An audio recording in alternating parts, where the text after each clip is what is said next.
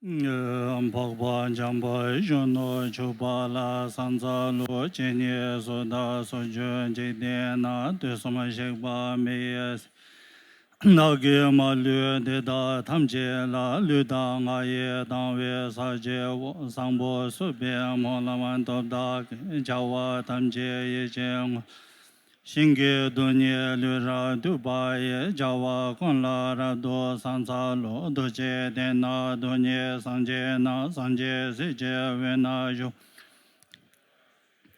Malu Ba Tamche Jawa Take Kangwa Mu Deda Ngaba Mese Jamso Na Yanche Yanla Jamso Jakonche Jawa Konche Yonde Devara Shekpa Tamche Dagi Do Om Benzara Sado Samaya Mano Palaya Benzara Sado Tino Ba Titra Jedromi Sudo Kayo Me Bawa Anurado Me Bawa Subo Kayo Me Bawa Sarva Siddhe Me Trayenza Sarva Karma Sut Siddham Shire Yang Guru Hongo Ha Ha Ha Ha Ho Banga Vene Sawa Tata Gata Benzara Mame Monza Benz Zando Ai O Benzara Bome A Hongo Jen Nambra Tabo Wanche Sirje Saj O Benzare Ke A Ho Sechare Koyo Ke Kurve Veso Hongo Reye Jabore Shara Lumba Bo Lo Zambo Le No Balanso San Jamin Shardo Luda Lumba Loro Ngayab Da Ngayab Jin Nodo Yoten Da Lamchon Jo Sando Jamin Yen Da Jamin Yen Rimbo Che Rewo Pasam Je Shin Donjo Ye Pa Mamu Pa Ye Lo Tong Kolo Rimbo Che Norwo Rimbo Sumo Rinpoche, Lombo Rinpoche, Lambo Rinpoche, Tamcho Rinpoche. My dear Dharma friends, I'd like to speak to you all that today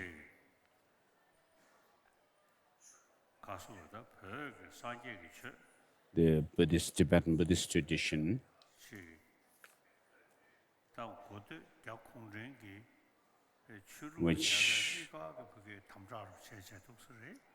to which there had been great restriction and oppression from the communist Chinese.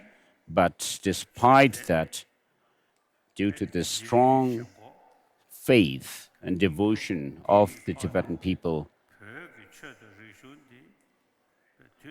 and passion for our tradition and culture, this Dharma tradition of Tibet has not declined and it has not become diluted as well, but everyone has worked hard for that, the preservation of it. But today, not only Tibetans, but even amongst Chinese people, there are an increasing number of people taking interest in our tradition. And not only that, but even in other places, other parts of the world where Buddhism didn't used to be traditional religion, people take interest in our tradition, and particularly scholars, scientists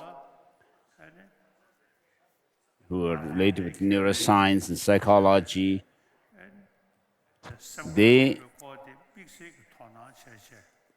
pay special attention to the explanation in our tradition of the workings of mind, the system of mind and emotions.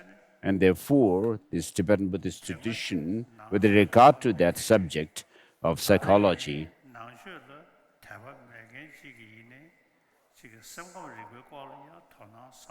today there are people who are non-believers taking interest in this tradition.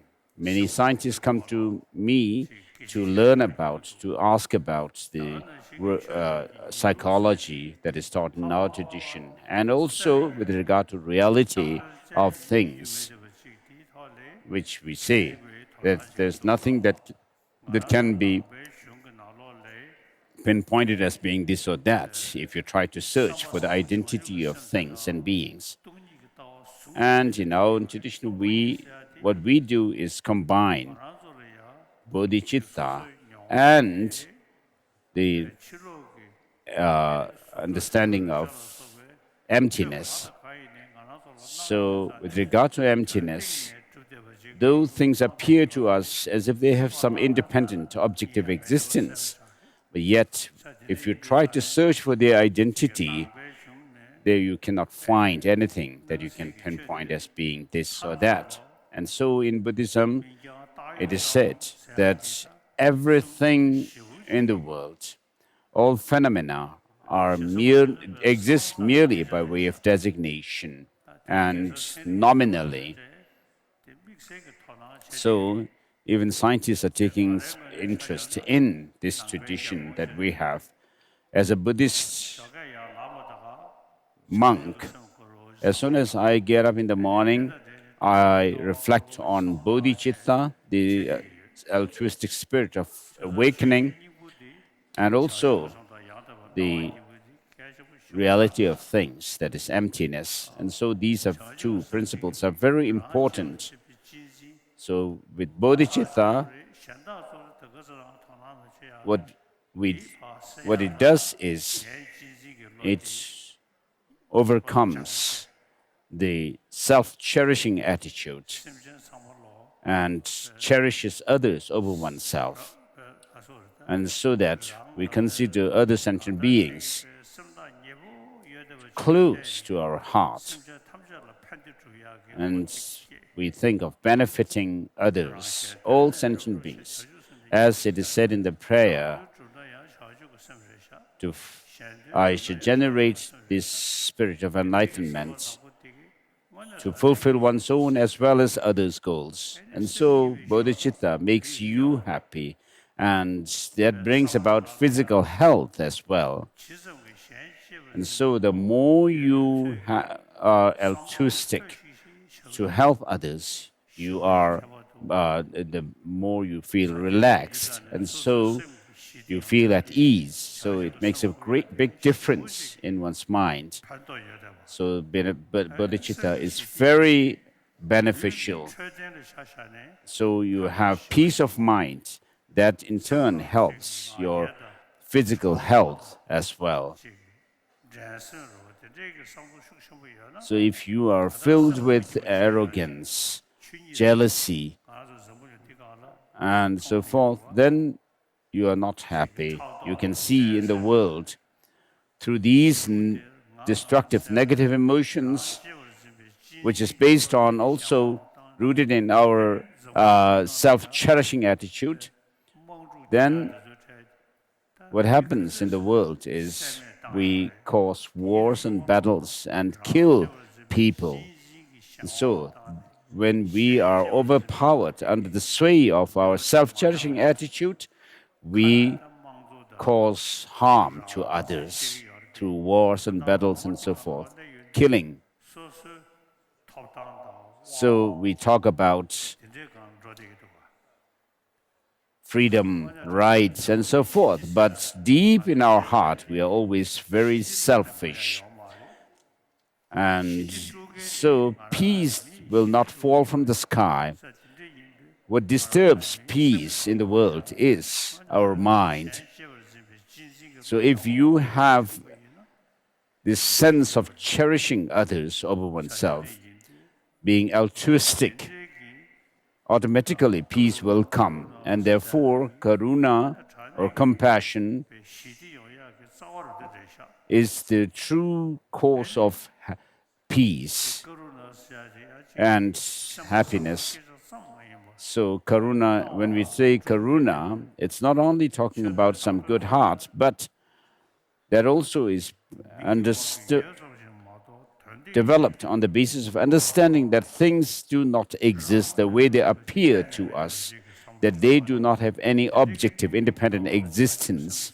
So when you combine these two principles, compassion or bodhicitta and the view of emptiness, you have great peace in your mind, and also it helps to think of serving others. So I have studied the Buddhist scriptures since my childhood, and then having integrated teaching within myself, I have found that it brings peace in mind, and that in turn brings about good health for myself. And so this is the best means for one's longevity. And so the more you are able to hold others dear to your heart, the better your peace of mind, and also this understanding of emptiness automatically brings insight into it, automatically brings peace of mind, and also that is the best means for one's long life and physical health as well. So, of course, we as Buddhist practitioners, our aim is Buddhahood, liberation, Buddhahood, by practicing bodhicitta and emptiness.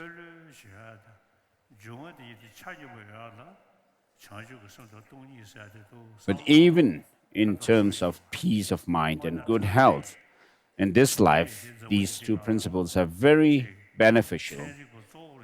So I have discussions with many educated people, educators, and scientists. So through these discussions with them, I've found that Buddhism is not about just praying to the Buddha, Dharma, and Sangha, taking refuge in the Buddha, Dharma, and Sangha, but we should think about the bodhicitta and emptiness, which brings about ease of mind, and also it helps for our longevity. And so the teaching of the Buddha with regard to compassion and also emptiness, shunyata, which says that things do not exist by way of their own essence. So these are very beneficial teachings, even for non-believers. It brings peace or relaxed state of mind, and that in turn helps for their long life. So these are very helpful. So to all my Dharma friends here, the teachings of the Buddha, whether you believe in the Buddhist philosophy or not, if you can pay attention to the teachings on psychology that is found in Buddhism, you will have peace of mind and also your good health. So when you have peace of mind within, you will be able to create peace around you and peace in the world. Because what destroys our peace is the jealousy, anger, and so forth. So because of these, the First World War and Second World Wars have happened, and people have also prepared for the Third World War as well. And so these have been done based on a self-cherishing attitude, and that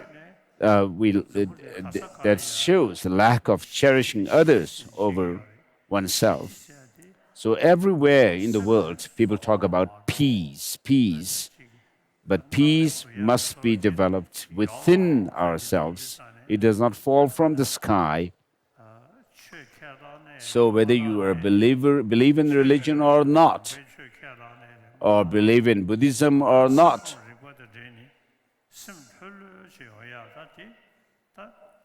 so we have to understand that we should bring There's a relaxed state of mind, ease of mind within ourselves.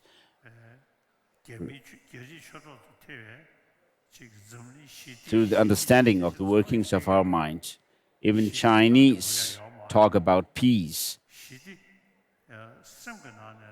So peace does not fall from the sky, it must be created within our mind.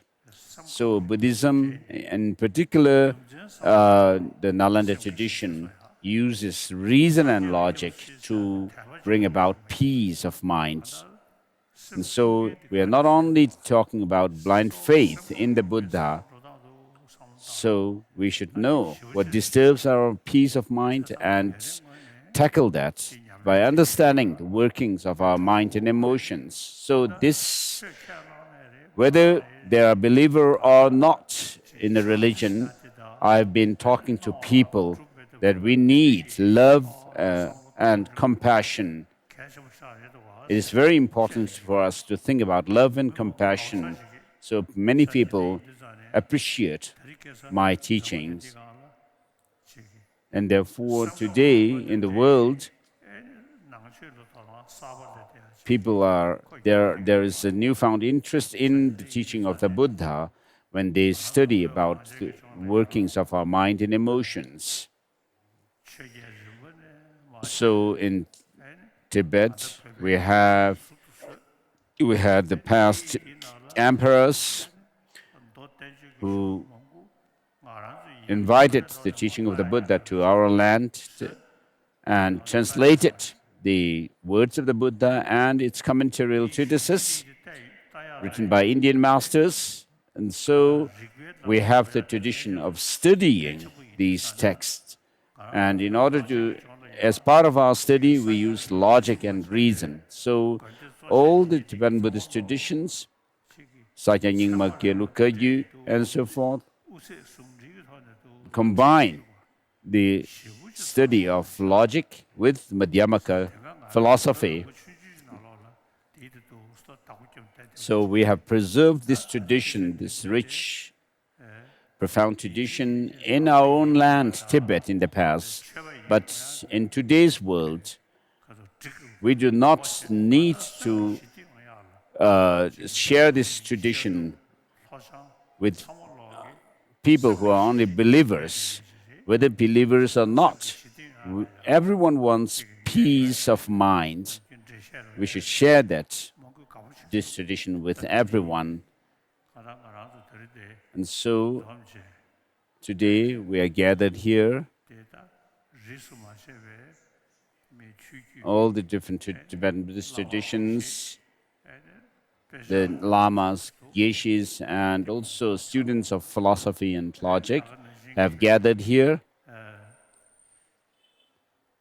So please keep this in mind. And we have people from different lands, different countries. We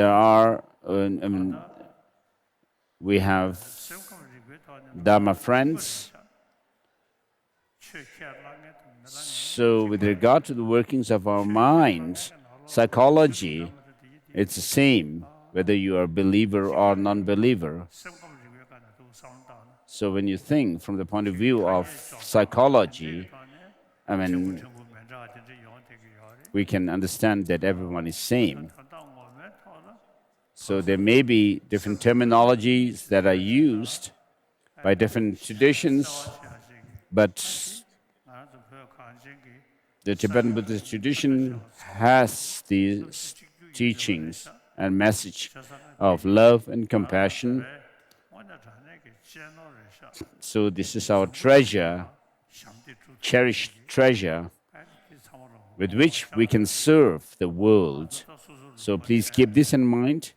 We have lost our country, we have lost our freedom, but if we think on the main point, we have more increasing number of Chinese taking interest in our tradition. So people learn from our tradition. So we who are in India, we have friends of Tibet around the world who find that Tibetans are people who are calm and peaceful and not ones who are always disturbed emotionally. And so all of us, with regard to the tradition, Tibetan culture and spirituality, even on our individual level, with this tradition that we have more peace of mind, we have better sleep. If you are disturbed, mentally disturbed, emotionally disturbed, you lose your sleep. And so, with this relaxed state of mind, we make this prayer. As long as space endures, as long as sentient beings remain, may I remain to dispel the misery of the world. So we have this determination to work for the sentient beings until the space this comes to an end, to work for their well-being and happiness. So do your best to serve the teaching, the Buddhist tradition of Tibet, which is related with our day-to-day life as well. So Dharma is not only about doing some rituals, playing some musical instruments, but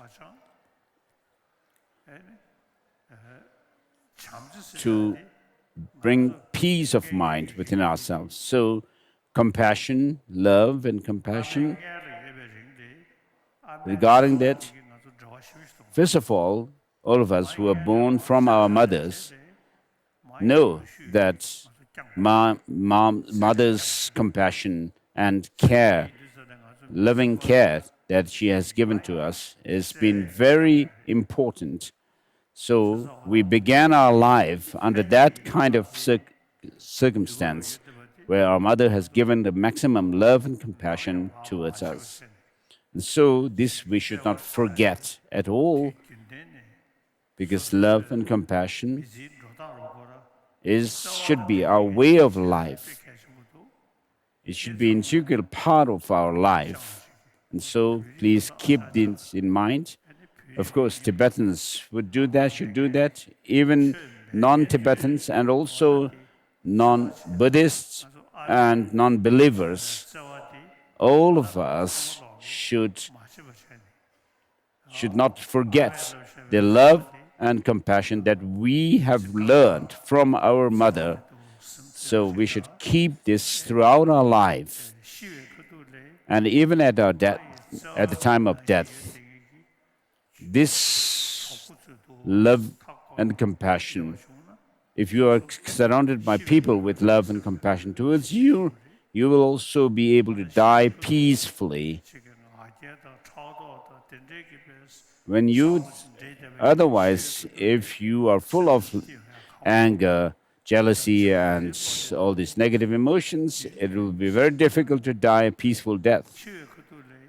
So when you are full of love and compassion, and you are surrounded by friends who are also doing the same, when your mind ceases to function in this life, you leave this life, you will be peaceful. And even if you don't believe in next life, you'll still be able to feel the peace. And when you die, so for those who believe in religion, and you'll be able to pass through in that kind of peaceful state of mind, and there's a help in the next life as well.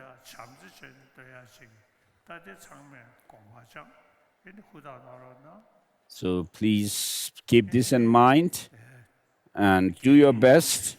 So we have here many monastics. So all the Tibetan Buddhist traditions, and we are all followers of the same teacher. So many great masters, learned and adept, have come through these different traditions. So we have the same potential. So now I've been requested to give teaching on the 8 verses of mind training. So Geshe Langri Thangpa was someone who was incredible, who practiced bodhicitta. He wasn't playing any musical instruments and so forth, but he was someone who practiced bodhicitta throughout his life, day and night. So Geshe Langri Thangpa was a great bodhisattva, and his text, these 8 verses of mind training, so interested people have requested me to give teaching on it. I recite this text every day. As soon as I wake up, I meditate on bodhicitta and emptiness, and for bodhicitta, I use this text to meditate on bodhicitta, this altruistic awakening mind. And then I recite lines from Madhyamaka Avatara and to meditate on emptiness as well. So I can see the effects of these teachings within myself. Through, as it is said by Shantideva, there's nothing that doesn't become easier through familiarization. So if you persevere and familiarize with these practices, these teachings, there's something that you can see as the effect. So Dharma is not about playing musical instruments or doing some rituals and prayers, but really thinking and reflecting on this bodhicitta and emptiness and so forth. Jizu Milarepa, for example, was a true practitioner. He wasn't playing the drums or cymbals and so forth. So if someone playing these musical instruments, perhaps it will irritate Jizu Milarepa. It would have irritated him. So he meditated on bodhicitta and the view of emptiness, living in silence. So perhaps Jizu Milarepa would appreciate that silence and practice of bodhicitta and emptiness. So if you were to play musical instruments in front of him, he would feel irritated and ask you to leave, perhaps. And so we should be true practitioners of the Dharma. So as the purpose of religion is to have peace, to develop peace of mind. When I met Mao Zedong during my last meeting with him, first he expressed his appreciation to me, and then at the end he said, religion is poison. But if Mao Zedong were alive today, I think he would be a Buddhist.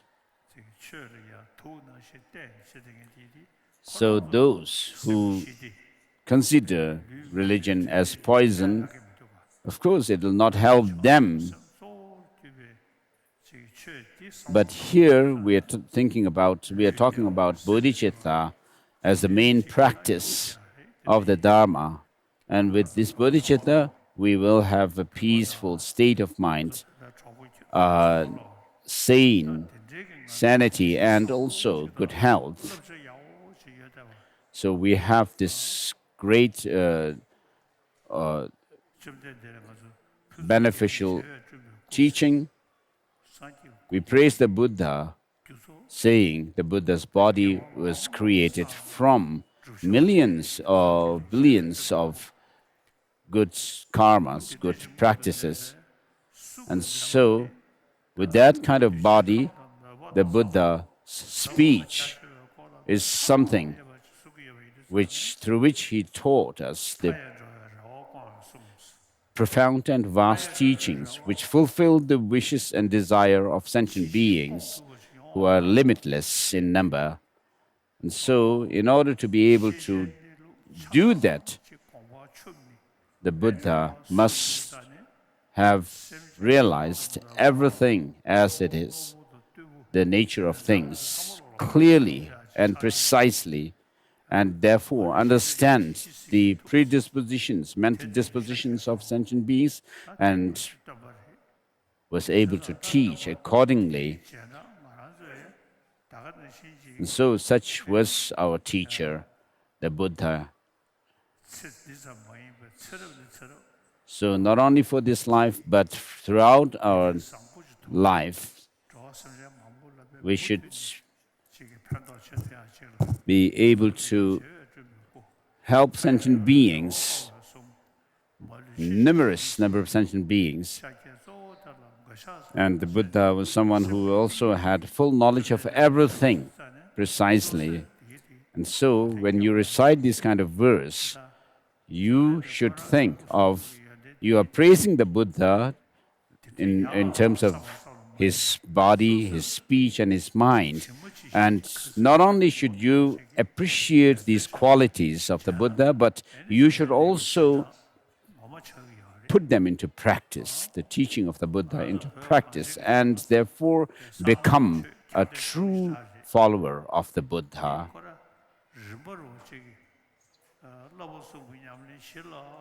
So, on the basis of the practice of the three trainings, morality, concentration, and wisdom, and if you are able to develop bodhicitta and the insight into emptiness quite well, then if you go into tantric practice, it'll be a good qualified practice of tantra. You'll be able to make it a true tantric practice.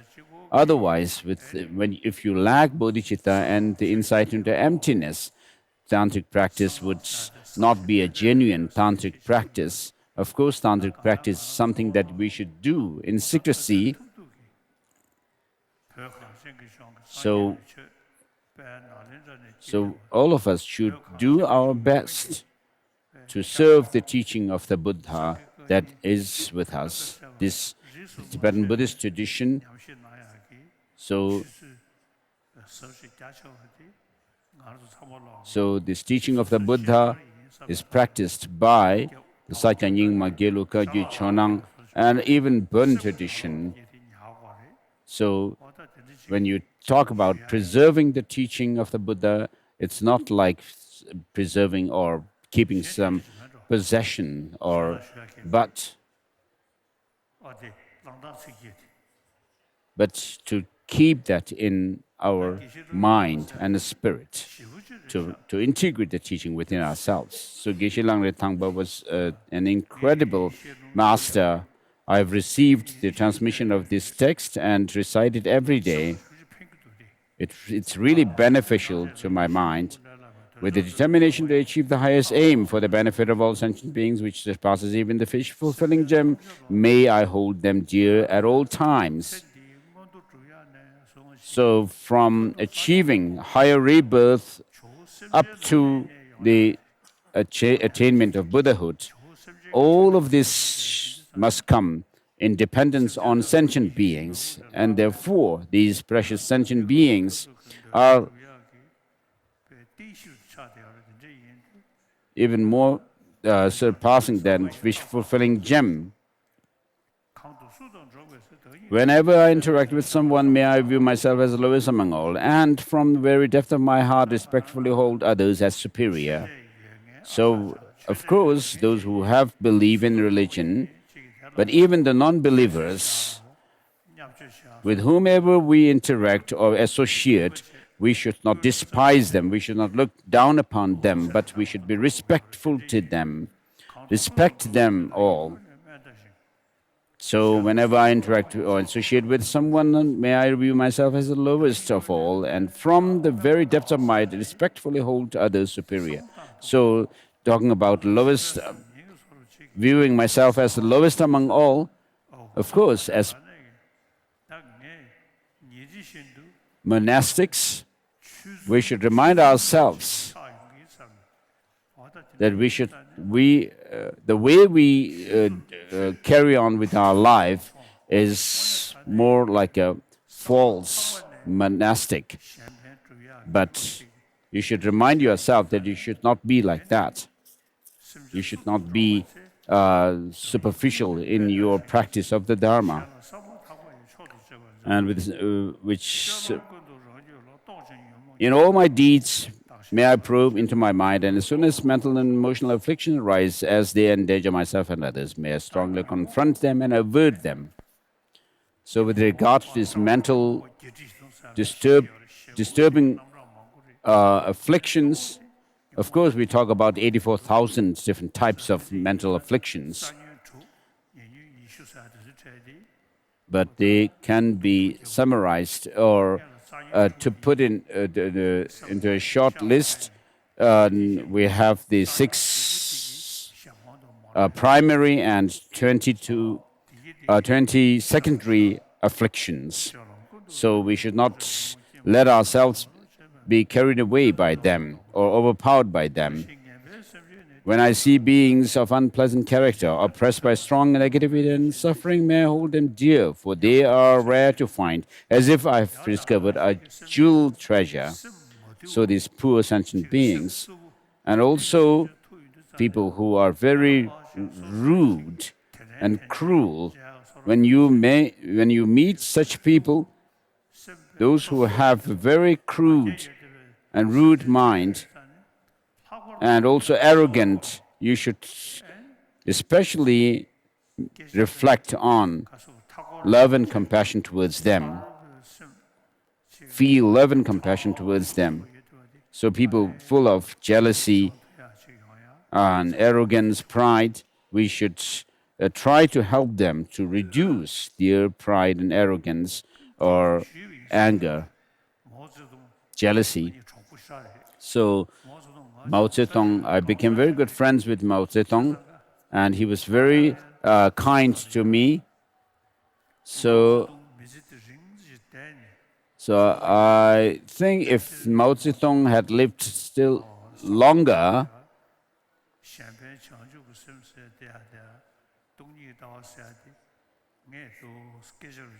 so through my talk, I feel that I could change his mind with regard to bodhicitta and the view of emptiness. So Buddhism is not only about faith and saying I take refuge in the Buddha, Dharma, Sangha, but we can actually use logic and reason to generate these experiences so that the teaching doesn't remain in mere words, empty words.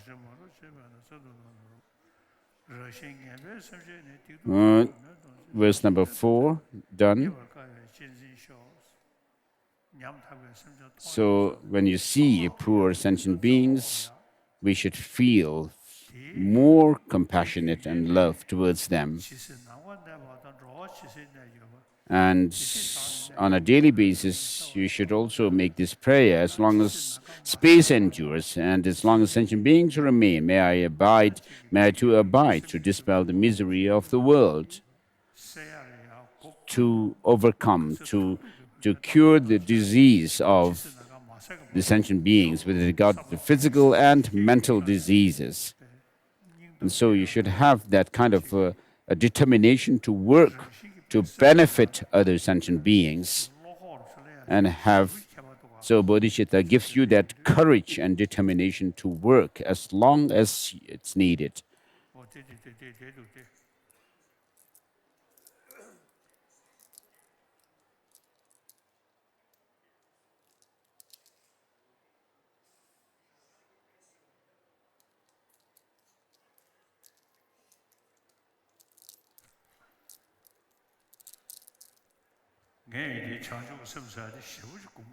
So I meditate on bodhicitta really intensely and on the basis of equaling, exchanging self with others. So in my childhood, I didn't have much love or compassion towards these flies and ants and so forth, and especially when I have a good sleep and the mosquito comes by, buzzing, and then I would catch it. And so, slowly, as I thought more about love and compassion, I began to feel that I will not harm any sentient being, but I'll serve any and all sentient beings. So this has not come without effort, without training my mind. It has come through training my mind. It has not come about through some recitation of lines, like a mechanical recitation, but using the Lojong practice, I found that it's possible to transform oneself. So this is my practice, and I would like to request you also to practice bodhicitta to the best of your ability. When others out of jealousy treat me wrongly with abuse, slander, and scorn, may I take upon myself the defeat and offer others the victory. When someone whom I have helped, verse number 6, or in whom I have placed great hopes, mistreat me in extremely hurtful ways, may I regard him still as my precious teacher. So this has to do with the practice of Tonglen, giving and taking. So this helps to reduce the strength of intensity of your pride and arrogance, as well as anger. In brief, may I offer benefit and joy to all my mothers, both directly and indirectly. May I quietly, secretly take upon myself all hurts and pains of my mothers. May all this remain undefiled by the strains of the 8 mundane concerns, and may I, recognizing all things as illusion, devoid of clinging, be released from bondage. So whether it's your near and dear ones or your Dharma friends, and also even those who are negative towards the Dharma, you should feel especially kind and love and compassion towards them. So this love and compassion are very precious. As I said earlier, if Mao Zedong were still alive, perhaps through my interaction with him, I may have been able to make him my Dharma friend, so we can talk.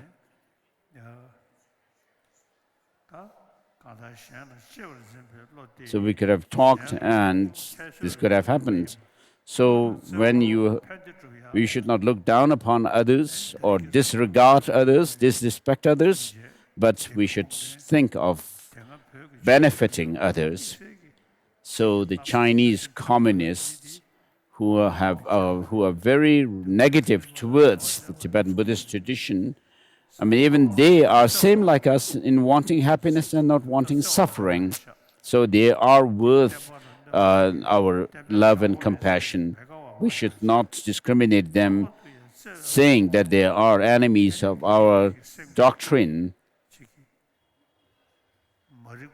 But their ignorance and also other negative emotions like attachment, anger, and so forth, we should work and put effort to change people's mind. And I have noticed that more and more Chinese are taking interest in Buddhism, so they no more call me Dalai Lama, the reactionary Dalai Lama, anymore. So many Chinese friends admire me. Now, in order to be able to help others, serve others through the Dharma, one should help oneself first with the Dharma. integrate the teaching within oneself. Of course, we are at such a time where the Dharma is at its low ebb, declining, but the practice that we are doing serves as a condition or cause for others to appreciate this teaching and take interest in it. So as soon as I wake up in the morning, I meditate on love, bodhicitta, and emptiness. And when I go to sleep also, I meditate on these two principles. So you here are my Dharma friends, and especially the monastics, while wearing these monastic robes, if you remain like ordinary people, the worldly people, that's not worth.